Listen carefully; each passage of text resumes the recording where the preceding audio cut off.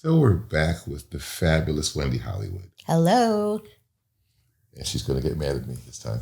Uh-oh. I don't know if you want to do that. Because I'm going to say the same thing again. Oh, me. Our moonlighting poet, M.E. Langford. She never shares her poetry. I'll get it right one time. And see years from now, when people look back at these seminal episodes, they'll say, that's where it all began. That's it. That magic right there. That little bit that never got old. That's it. I'm gonna be the next poet laureate now, just to spite you. That's awesome. Just to fully. I think that's awesome. Oh, by the way, my name is Mark Fury, and the way this whole thing started was I walked into a bar. Mm-hmm. It's actually two different bars because I walked in one bar where MD was working, and I walked in another bar where you were working, and here we are. It turned out that you guys work together. And then it turns out, yeah. And I was at your bar once because my steak was too salty and I never went back. Listen, yeah, me too. And I didn't want to tell you. Yeah, me too. They're dead to us. We don't need to talk about them. Yeah. And so after some time, it struck me that bartenders in general, with whom I have a long relationship, because I've been drinking since I was 17. Well, haven't we all? And you two in particular are the best judges of character under sudden and dire circumstances that I've ever seen. So that's the podcast. That's the podcast today. The theme is getting to know you and getting to know your job. I think and getting to know all about you and don't forget. All about you. I think bartenders, people do forget that is such a strong part of the job is safety. You got to judge somebody the minute they walk in the door, right? Yeah. Well, Judge Atina over here. You know exactly who I want you to talk about right now. So there is, but the first time I saw this particular individual. Current events of the week. Current events. You don't, the thing is, you kind of don't know. Now, if somebody is like exaggeratedly nuts or if they're clearly already intoxicated, but that doesn't happen very often. Not very often. You need a sentence or two. You need an interaction to be like, oh, no. Let me ask a question this way. Each of you tell me. How many people do you see at a bar in a week? How many different people? 20 or 40 different people? Different people, a lot. Yeah. Right? You could probably do 20 to 40 different people a day, right? Yeah, probably. So in a week, you could easily see 100 different people. Absolutely. Right? And you got to make the judgment, like you said. Are they already overserved? Are they in a mood to talk? Do they just want food and get out? All these different questions, right? Yes. So, are they going to be annoying? Yes. Are they going to be needy? Yes. Are they actually going to make me work? Yeah. You know what I really hate is when they're not needy in the beginning and then they feel so comfortable because they come to your bar all the time. Now they're needy. Now you want stuff? You mean you made them? I probably made them needy. That's what I was going to say. I've never thought of it in that terms because I do think of it in terms of spoiling. I have people, but I like that part. That's the part of the job that I like. I like being able to spoil people. I like being able, I call it the Emily show, which is where it's, come to the bar and like, we're going to chat. How was your week? And I know how you like this. And, oh, don't even worry about that. That round's on me because I love you. And I mean, I've made up crazy drinks before, not realizing like, oh no, they're going to ask for this all the time. And it's kind of a pain in the ass to make. Why did I do that? That's where I kind of bite myself in the ass. Is that the word? Is that a phrase? Bite myself in the ass? I don't kick myself in the ass? It is now. I don't want to lose the train of this particular part of the conversation. We want to talk about this, but I have to tell you, I saw Wicked for Good over the weekend. So thank you, because I wasn't going to bring it up. I wasn't going to do this, but if you're going to be the one to bring it up, that's all I want to talk about. Then it'll be a two-person conversation. That's true. We can't leave her out. But the only reason I bring it up is because when she said the Emily show, if you see this movie and you see Ariana Grande as Glinda the Good Witch. I'm sorry, Ariana Grande?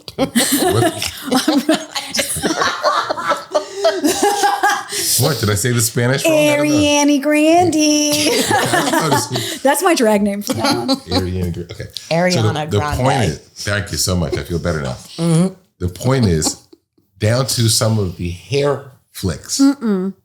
Absolutely. I'm watching this movie and I'm like, that's no, my co-star. No, ma'am. Absolutely. That's an incorrect assessment. I will love you and I will smile and nod at you and I will continue to serve you when you come to my place of employment. But you will agree to disagree. I will never agree with that, my good sir. Not the chick, the character. The character I know, but Ariana Grande was so good. I can't I refuse to sit you and let you besmirch her future Academy Award nominated performance. If she was sitting here, she would feel complimented. If she was sitting here, I don't know if she would because you butchered her name. Well, lawyers. You can't trust them. Is that a thing? Is that a thing? Is that a thing with lawyers and names? Like just reading off of sheets and saying. Two of my historic heroes are Babe Ruth and Ronald Reagan, both famously famous, and neither of them knew anybody's name ever. Babe Ruth called every dude, "Hey kid," and every what do you call ladies? Not chick, but something almost as bad. Everyone. Broad. I worked with a guy, Robert, and he called everyone Mary. Mary? Yeah. I do that because he that's loud and proud. That's exactly about what I his do. sexuality. So he would just call everyone Mary, male or female. Do I or do I not do that? That's all right. So now, but instead of dude, I say Mary. But I finally said, "Why do you call everyone Mary?" He's like, "I don't know any of your names." Yeah. Wait, I'm confused. So how does his sexuality? So affect? It tends to be because he sounds like Nathan Lane. I'm trying to give you a voice. Yes. Okay. Maybe actually he's not that. He doesn't from La Cage aux Folles? Yeah. You're such an asshole. Yes. Yes. The man who's never seen anything. But no, so that's a kind of colloquial thing in the gay community of instead of saying kid, man, dude, whatever, it's like Mary. I've definitely said it to you. Really? Yes. Mm-hmm. Yes. So when you see somebody come in your bar, what's the first thing you look at them and figure out? Oh dear Lord. Do they look like they're going to be a pain in the ass? Yes. Do they, what's the vibe? Sometimes I'm like, and then it normally turns out to be wrong. Yeah. Oh yeah.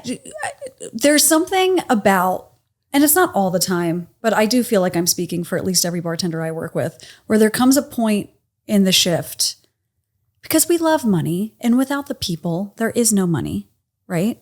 But at the exact same time, and I think this is true for the entire service industry, there's this overwhelming moment where you're sitting there, maybe it's the beginning of the shift, you haven't had a table or a guest yet, and you're like, all right, well, and then you get a little comfortable, and then you like everyone you work with, so you start talking, you start chit-chatting, and then the door opens, and you're like, what the fuck? Why are you what do you do? What do you want? Party? What do you want?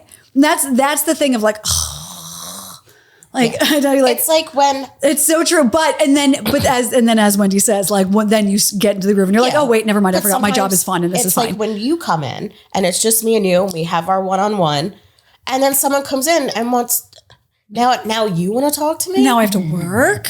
Now you need something. Job. You want bread and butter? Really?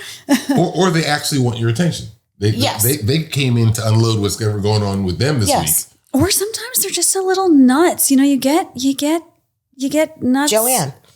You get Joannes, multiple. Now we're not calling out a particular guest. There have been multiple. There are multiple Joannes. Multiple Joannes. It has become the name for a female crazy. Yes. So in the parking lot is a Karen, but in the a Karen's a different thing. A Karen can be a Joanne. I totally get it. I totally get it. So it's it's a whole thing. But a Joanne can't be a Karen. I feel because their Joanness is too much. Maybe hold on. They're crazy. I need to do math. A Joanne can be a Karen. But okay, Joanne is a nut. When we say nuts, you're right. When Karen can't be a Joanne because Joannes are crazy. Because Joannes are.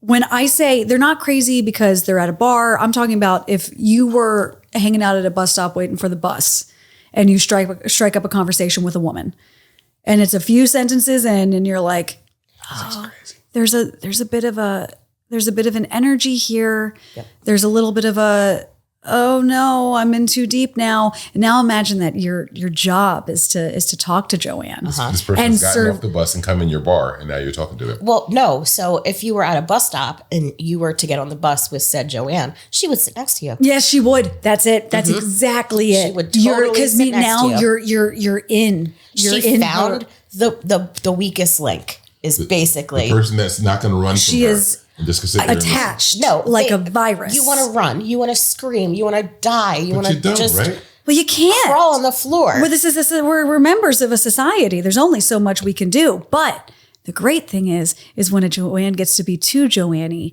and then makes everybody else uncomfortable, gets a little too nuts, and then you get to go, Joanne's not allowed back at the bar because she's a liability. Because we get to do that as bartenders. We get to not only cut you off, but we get to ban you, and that is. Fun. I know.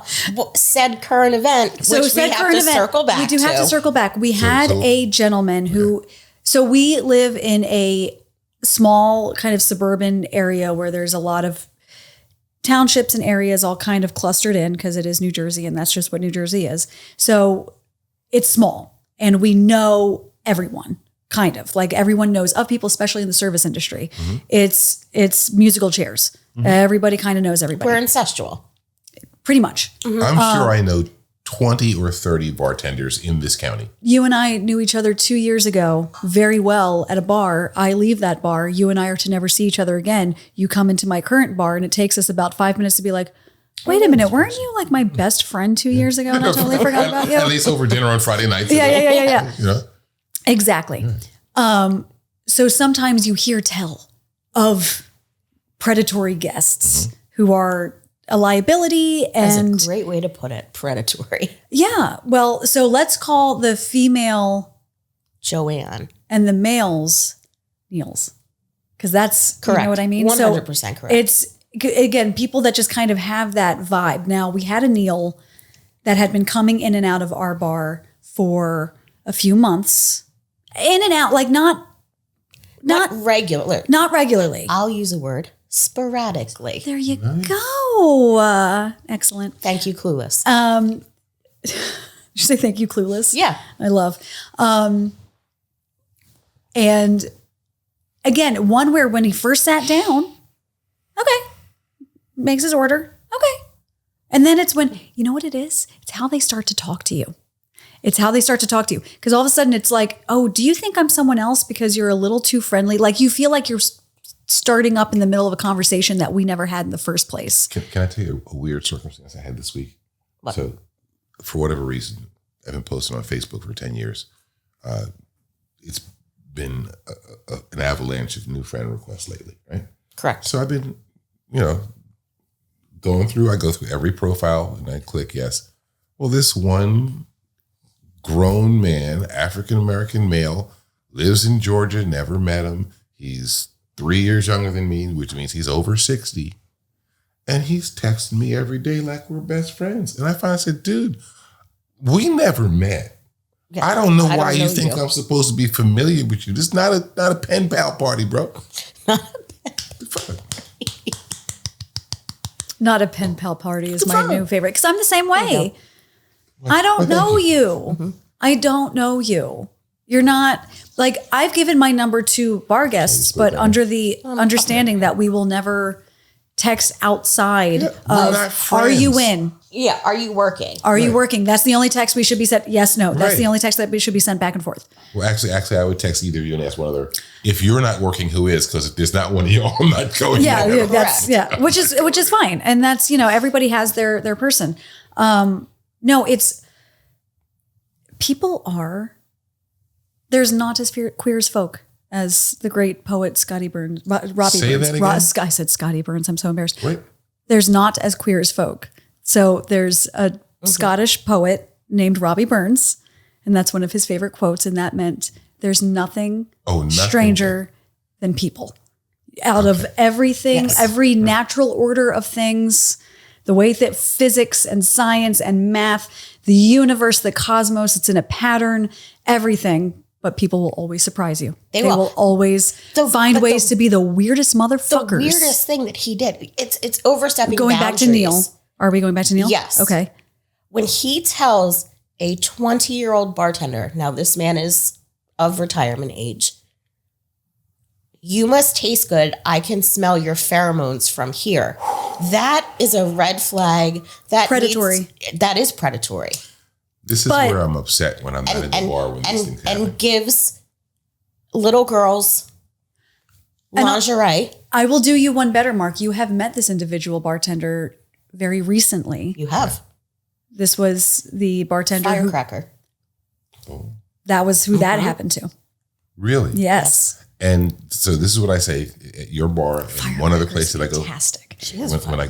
When I go other places, the only other place I go as regularly, I'm always upset because the fun stuff never happens when I'm there. Because if a 60-year-old man said that to one of my bartenders while I'm sitting there, then me and him are having Let me tell you something. No one is ever there when that happens because they're predatory. They do it on purpose. They're not going to say stuff like that. It's like when you need a police officer, they're not around. Absolutely. But this particular Neil, just in the terms of all the different Neils we've known, the current event is that I got to kick somebody out, and that's one of my favorite things to do. I don't want to tell the full story because it's gross. I don't want to tell that part of the story. I can't. Let me help you both. People at a certain age tend to lose their faculties, like their bowel movements. I don't know. No, he had. Oh, literally? Yes. Oh my God. Yes. Now, was this at the bar? No, this was not directly at the bar. This time, not at all. Well, I never knew the story about the one I wasn't there for. So this individual is going around the bars in our area. A lot of people know who he is. He orders something very specific, and then he is known for relieving his bladder anywhere he so wishes. Anywhere from the bar to the bathroom. Sure. Yep. And apparently it happened at our bar. I was not there for that, but I know it happened at least 3 other places. And I mean some upscale. Sometimes he doesn't feel the need to put his member away before he leaves. There's no way. I've heard stories about it getting on people that we know. I very briefly owned a liquor license. For what, your house? Sorry. No, I was a club owner. I know. I totally. As I was saying the joke, I remembered. 7 or 10 minutes. I was a bartender, but I can tell you that one of our sous chefs worked for him. Is that how you know her? No, she was actually a chef at Applebee's before that. Okay. I am the premier bar guest in the county that way for 20 years, but I can tell you that there's no way that any of my staff could have ever come to me and told me any of those stories, and I'm not grabbing somebody by the collar and putting them out. There's no way. We did the best we could, which was, hey, beat it, loser, and stay out. What's the manager's responsibility in that case? I'm like, if you came to me and told me that, I'm like, bouncer A, bouncer B, to me, we're putting somebody out. We don't have bouncers where we are. Do we know what happened the first time it happened? I wasn't here for that. I didn't find out about it until later. So, okay. So we don't know. So we'll leave that part alone because we're unaware. Do you know what happened at a sister restaurant that is nearby us? Yes. That's one where he decided not to put his member back in his pants. What did they do? When he walked out. What did they do? Anything? The general manager escorted him out and said, "You are not allowed in my restaurant ever again." That has to be the answer. Yeah. And that's it. And I think just in terms of wanting to avoid a lawsuit, because I'm sure this man couldn't get his shit together long enough to do so. But if you roughed somebody up, you're not. Oh, well, they get what they get. I mean, you're not scared. You're a barrister. Yeah. And I also can hire barristers. I don't care. Yeah. There's insurance for that. We don't have that. We have the best we can do. Also, he claims to have been in the restaurant business as a maitre d'. Yeah. So you're a host. You're a host. Yeah. You glorified take people host. to their seats. But you know what the restaurant business entails. So why are you embarrassing yourself? No, he doesn't. That guy is so far gone. He was also a spaceman and a physicist. And he was probably also in the fact. Oh, wait, no, this is Joanne and all her million jobs. So now you've helped me. So this is the question that I have for both of you. When you see a person, any person walk into your bar, what are the steps you go through in your mind to figure out whether they're crazy or not? I don't think at first said moment you know if they're crazy. Agreed. Because it just starts to... It can't contain itself. And it's the comfortability level that these people now have with you, so they can be like, oh, you can hop on 1 foot, I can hop on no feet. Like, they get to that level. Or I think right away. One up. Yes. I don't know about you. I never, and maybe it's because of the kind of establishment that we work in. It's not a dive bar or anything like that. So I never assume anybody that's approaching the bar is going to be a problem or going to be crazy. I might be annoyed that I have to work, but that's just the nature of the game. So the person has to prove themselves to be a problem. Of course. I never, but have you seen me? You've seen me work. Everybody gets the big eyes and the smile and the hi, it goes up, the inflection. Hello. She's definitely not Glinda Goodwich at all. Not at all. Not at all. You might be a little Ariana. Huh? Ariana Grande. Ariana Grande. That sounds like, I wish my grandmother was still alive because that's exactly how she would pronounce it. I saw that Ariana Grande.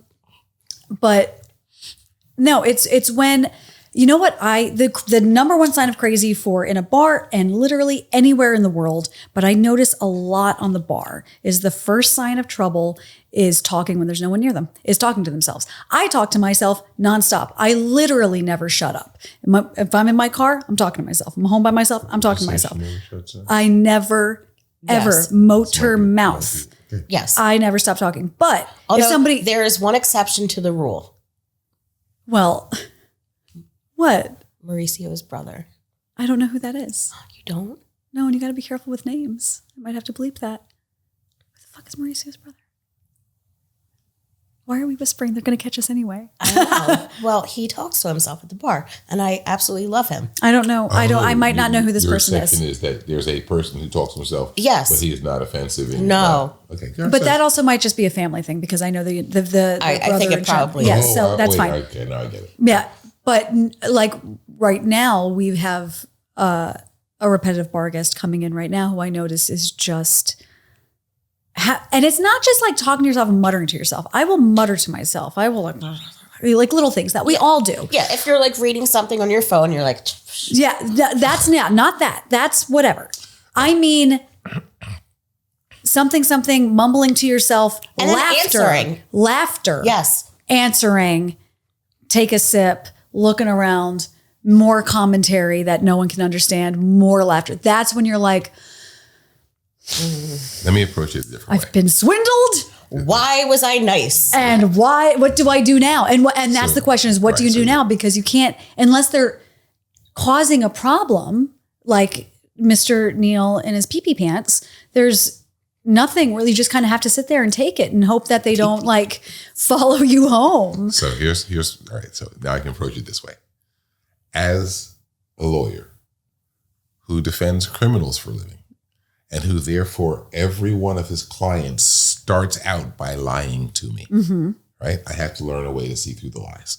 So when I encounter a new human being, the first thing I do is gender check. Male, female, hard to distinguish, right? Then I check exterior clothing presentation, because when people dress, they're telling you something. Then I check hairstyles, and then facial tics, and the likelihood that they're going to talk to themselves or that they've already started lying to me. Which 90%.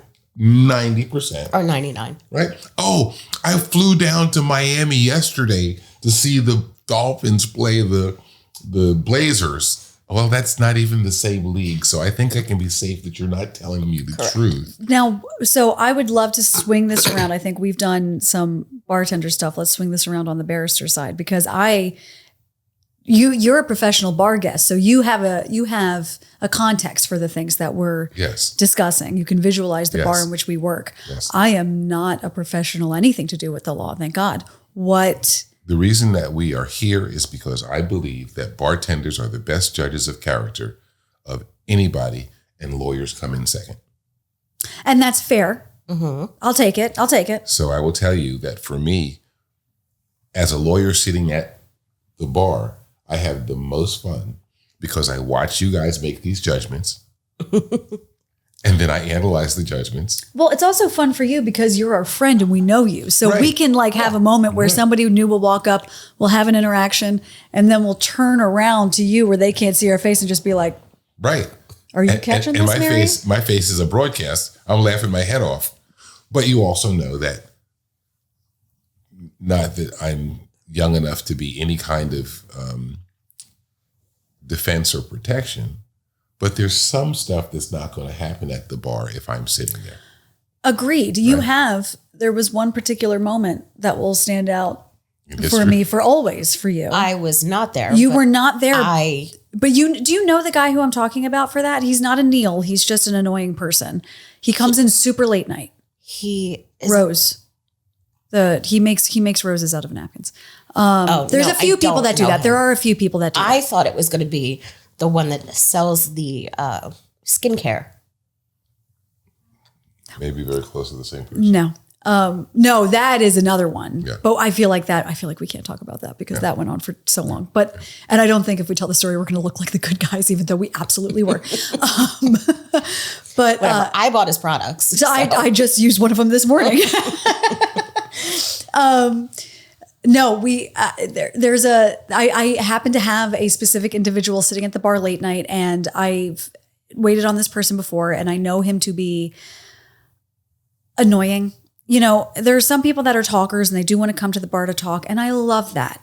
There's a time and a place, and it's not 20 minutes before I'm closing. I'm not sitting still long enough for you to unravel your whole life. And I don't care. And here's the thing. I have actual bar guests who have real things that I'm honored that they want to know my opinion on, or this just happened and I don't have anyone to talk to about it. And I'll tell people all the time, I'm like, I don't know you. So I'm unbiased.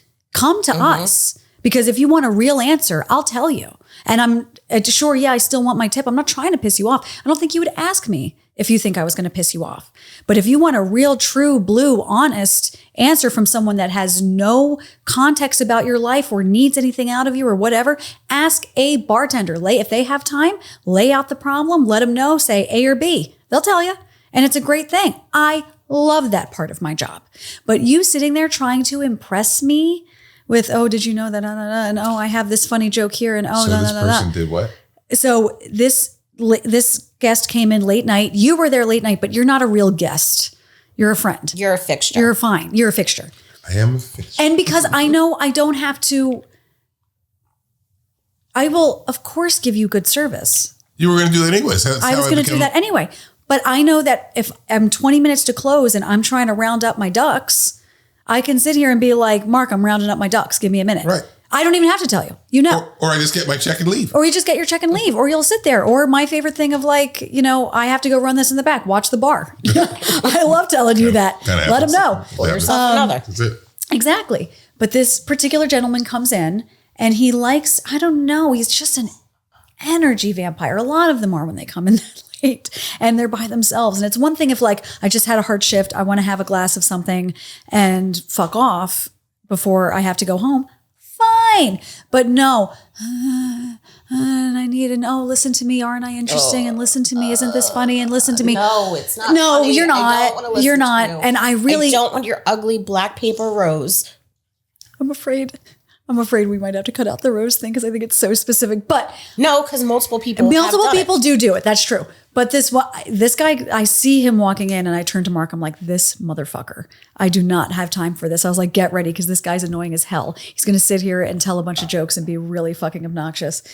And my escape for that is do not stop moving. I'm closing. I've got stuff to do. I've got a lot of things to clean, to wipe, to do, to put away, to pump, to do all this stuff. So if you can't catch me, You can't. So here's your line, and I run, and I run this way, and I'm doing stuff over here. What? And just not giving in. This you made beef stew tonight for dinner. Lovely. Not even. Oh, that's That's what you get. You get like desperate housewife halfway out the marriage responses. Oh, okay. So I had said to my hero moment for you. I didn't expect you to do anything because I gave you a really quick rundown of how annoying this guy was right before he sat down. I poured him whatever he was drinking, and then I kept moving. I know this story. And then he starts in with his little would-be stand-up set, and it's the same every fucking time. It's so annoying. And all I hear from behind me, because I'm buried over here, away, like doing stuff. And I just hear him start to go in on Mark, like, oh, my target. And he goes in and says whatever his first joke is, and Mark doesn't respond. And then this guy does another one, and Mark doesn't respond. And then there's a pause, and I just hear Mark go, oh, these are jokes. Oh, no, I thought you were just, I don't know. I mean, I heard you talking. I know what you were saying. It just wasn't funny. Okay. All right. And I just remember I was like doing, so I was putting the caps away. So I'm like right in that corner. And then I just like, burp. I just turned, and I swear to God, if you had looked at me, you would have seen my pupils turn into hearts. You would have seen, I was just like, my hero. Because you found this guy's kryptonite in a way that I can't do. I professionally cannot read this man the way he needs, deserves, and requires to be read for filth. And you did that for me. And it's the fastest this guy ever got up. He usually has like 3 drinks and does whatever. And then finally he had the one glass and he goes, I think I'm going to get my check. Like his poor little hard wiener that he walked in with I will tell you this. At 50 years old, I found myself without a job living in Texas. And an older black man who heard about my plight asked to meet me. He said, you know what, son? I'm not going to pay you what you're worth, but I'm going to give you a job that'll help you out. I tell you that story because that's the gratitude I had for the man. So when he told me this next part, I've stayed with me forever. He said, you can say anything to anyone if you say it with a smile. Go fuck yourself. Absolutely. And by the way, all 7 horses on the chariot that you came in on. Yeah. Yeah. Fuck you and everybody that looks like you. Everybody that looks like you. Everybody that ever met you. And as long as you say it with a smile. Oh, sweetie, you're an asshole. Right. Actually, it does work on you. That is a really good look on you. You should start trying. I'm sure you have. Trying to smile? No. Wow. No, but just giving that line. Oh God. So to your point, that's why I guess you had a big smile on your face while you were doing it. I looked at the guy and smiled. These are the dumbest jokes I've ever heard of. Do they even qualify as jokes? I'm not sure. I'm not sure what you're even trying to accomplish right now. Don't you have somewhere to be? And that's my number one little thing. And I think I say it to you all the time. There are certain people that come to the bar or anywhere really. You can use this for anything where you're like, do you not have anyone that loves you to tell you to stop, to not act that way? No, that's to not why be they don't like that. know. Is that why you're here by yourself? The kids call it they don't have home training. Do they? Yes. Oh, and now it's late in the game. You were not potty trained. They're not going to pick it up. So another one, you guys heard me say this a million times, I'm sure. Real life is just like high school. Except the cool kids don't run real life. But you can still tell the cool kids from the kids who never got any attention at all. Yeah, or too much attention. I feel like no attention and too much attention sometimes meet in the middle and make one like... It's not a good look. A truly cool kid doesn't need have these problems. Well, because a really cool kid doesn't need it. I'm going to get it tomorrow. If I don't get it today, I'll get it tomorrow. Right. It's going to come to me regardless. I'll decide whether or not I'm in the mood to receive. It's mine. And that's how I feel about it. I'm going to say this as innocuously as I can. You and I had a conversation with somebody. I know. I understand, but We accidentally ganged up on another bar guest, but believe me when I say they deserved it. This individual absolutely deserved it. Because they were looking for attention. You're absolutely right. Now I see where you're connecting this. It's who I... Yeah. Okay. So it was somebody who was saying outrageous things just to be outrageous. The amount of alcohol that was in their system certainly wasn't helping. They were also eating, just for the law's sake. But you could tell things had gone to his head and he already had kind of an attitude, and it just started spouting things again, just to be ridiculous and just to be outrageous. And now we could have let it go. And looking for people to buy in. And he chose the wrong marks. We were not the ones. We were not the ones to turn to and try and be outrageous, because you and I had in that moment a hive mind where we were looking at each other, making eye contact over his head, going like, do you want to take this volley or should I stand back and let you take this? Let me pick this up right here for just a second, because I think you would have been entertained. I think I'm actually mad that more people didn't see that, because that was the show of the century. You can't sit down as a man next to me and tell me how cool you are. You can't do it. Well, he walked in probably thinking he had the biggest dick in the room. And in reality, no, bitch, I do. Yeah, actually, I was going to say, I do. The biggest dick in South Jersey belongs to Wendy. Fabulous Wendy Hollywood is because it's fabulous. Yeah, it's fabulous. Right? But I'm like, you can't tell me that story, bro. I've been in the same situation 100,000 times. You are not a cool kid. If you're Shaquille O'Neal and you walk in with 7 feet of massive masculinity and $500 million in your pocket, then I'll give you that. But it's like what they say about that. Yeah, I don't have to bow down to anybody. It's like what they say about wealth. Coolness whispers. It doesn't shout. You don't shout. Or don't need to. But I mean, this guy tried to get in with Mark on he tried to come for Mark on race relations, and he tried to come for me on gender relations. And I was like, dude, you literally walked down the fucking wrong alley with no defense. With no defense. And we were playing good cop, bad cop. I was really trying to defer to, trying to be professional and trying to be like, well, why don't you tell me your point of view? Trying to be really like, extend the hand of like, well, tell me what you mean by that. And then his hand was just full of shit. And I would just be like, the fuck out of here with that. You're out of your mind. It was I mean, I feel bad. I wish we could discuss this more. I kind of feel like this is a useless anecdote because we can't go into, but I will say, I will transition, and I'm going to turn some questions on you, Mr. Barrister. Mm-hmm. We've just told so many bar stories. Mm-hmm. I would like a barrister story about crazy, or I want a crazy story.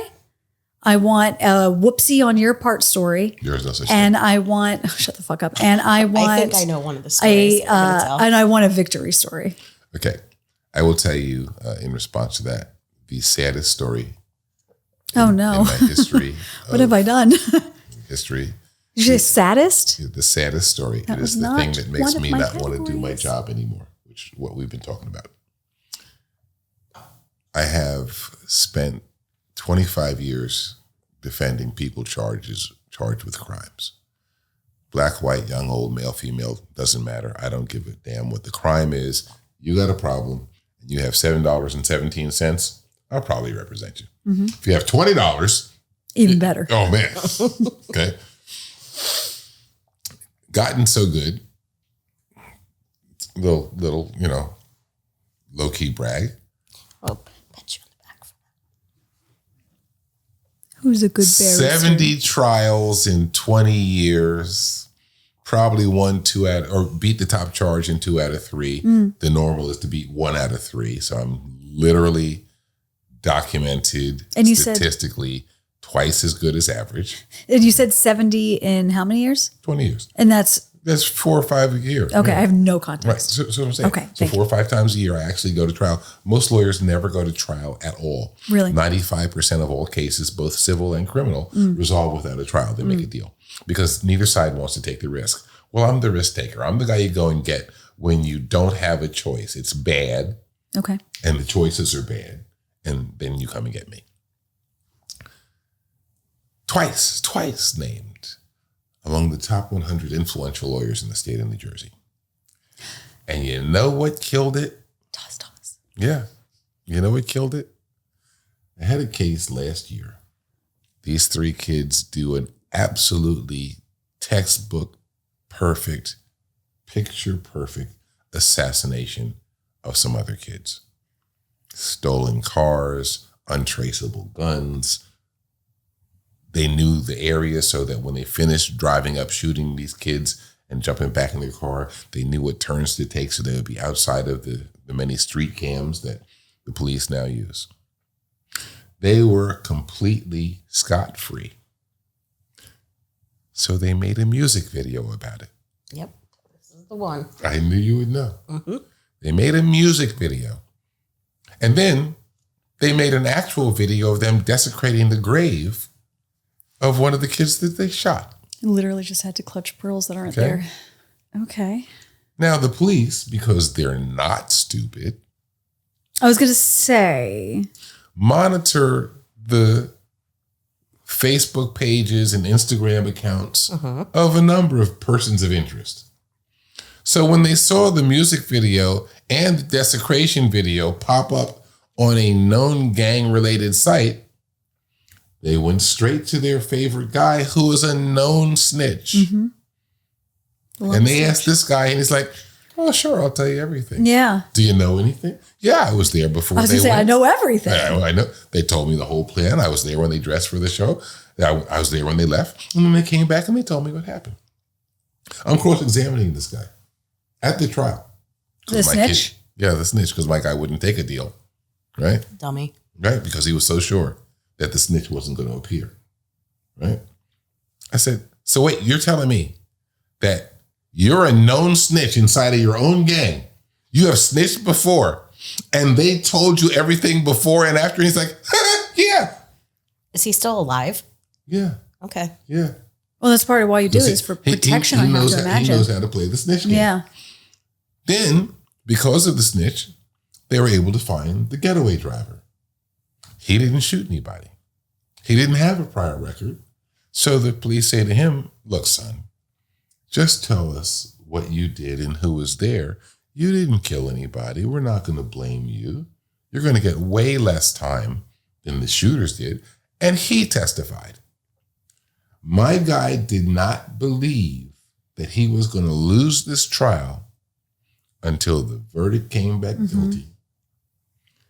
And the judge gave him 75 years for a case that I could have gotten him out of for less than 20. Which means that 19-year-old is never coming home. Nope. That's what, you know what? And Mr. Sexy's brother did 18 years in jail. Really?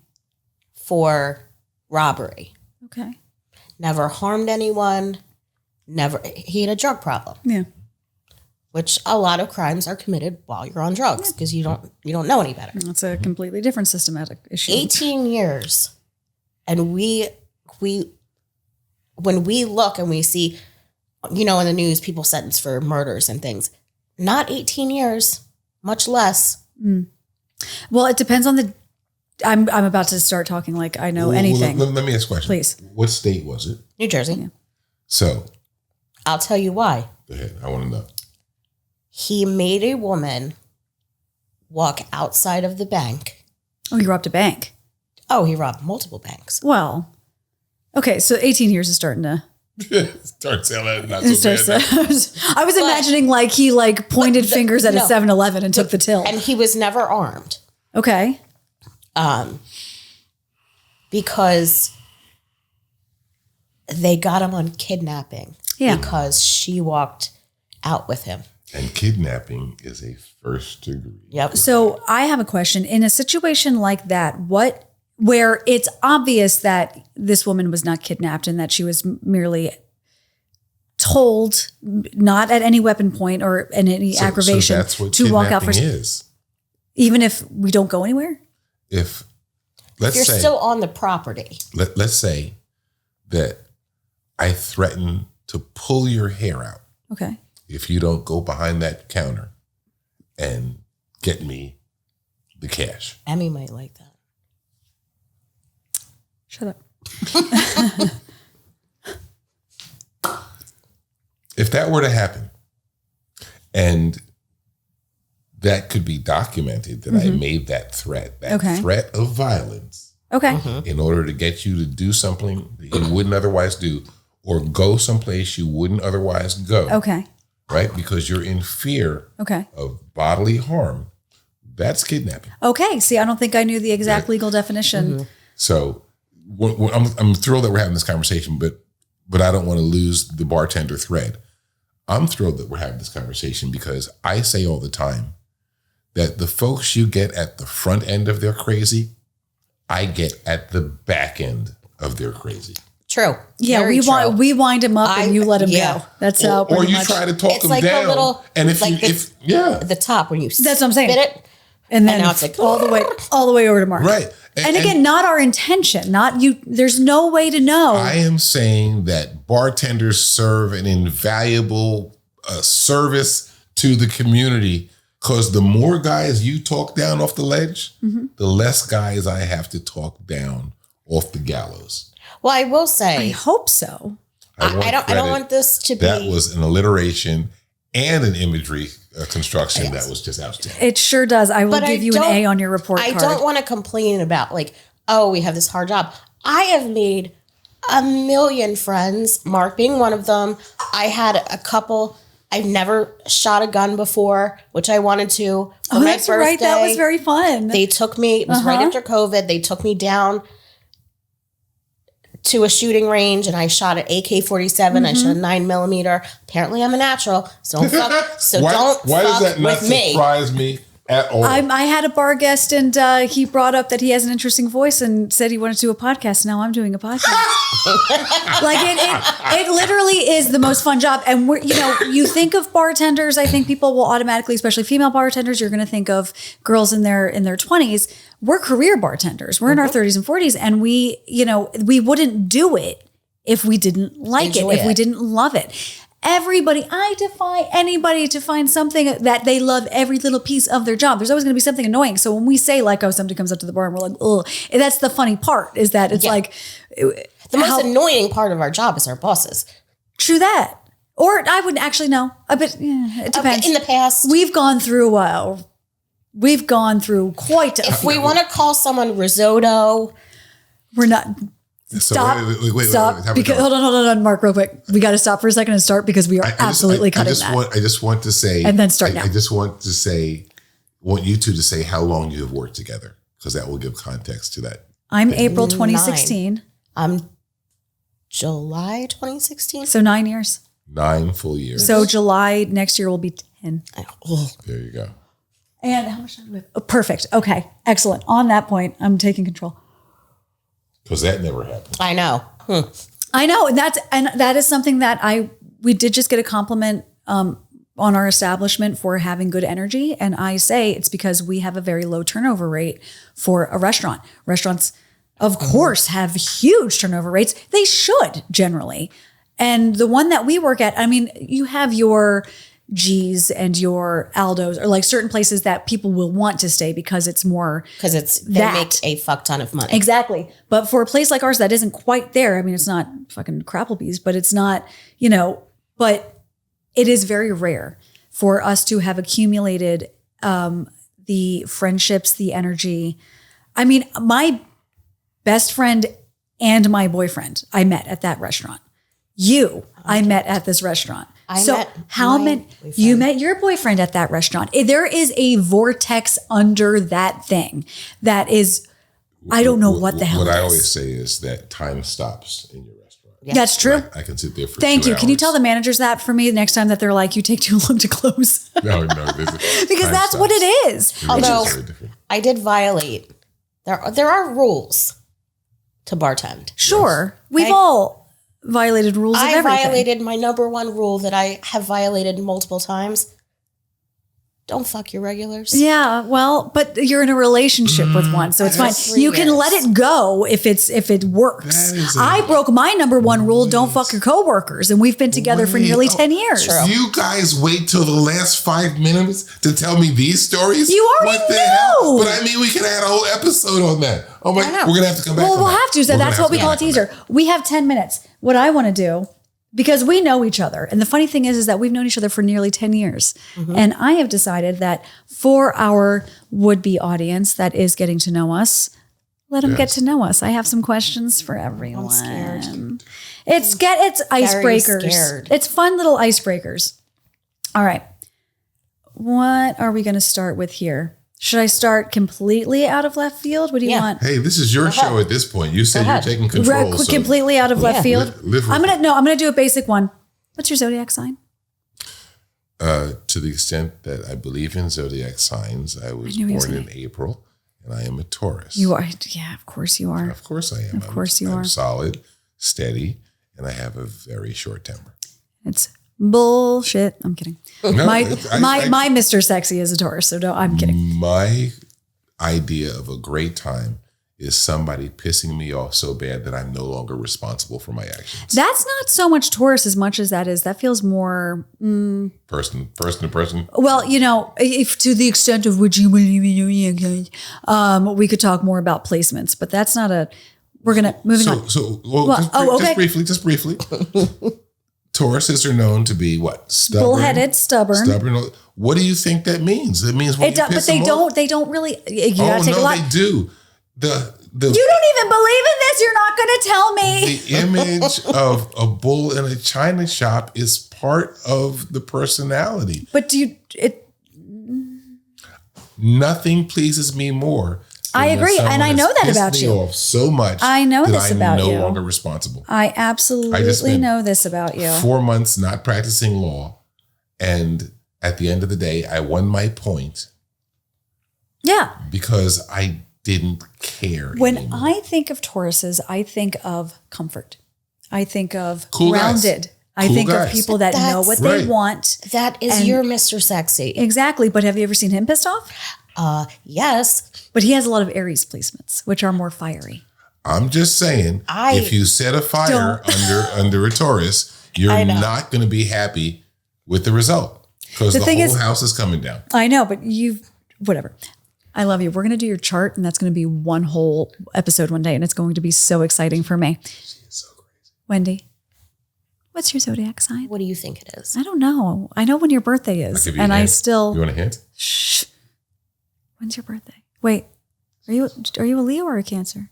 Neither. She is the diametric opposite to me. I'm a Scorpio. You are a Scorpio. Sorry, I just probably totally. You should let her do that. I was going to say she just had her birthday, but I don't know what month it is. So I was trying to. That's why I was thinking it was in summer. It's November. It's still November.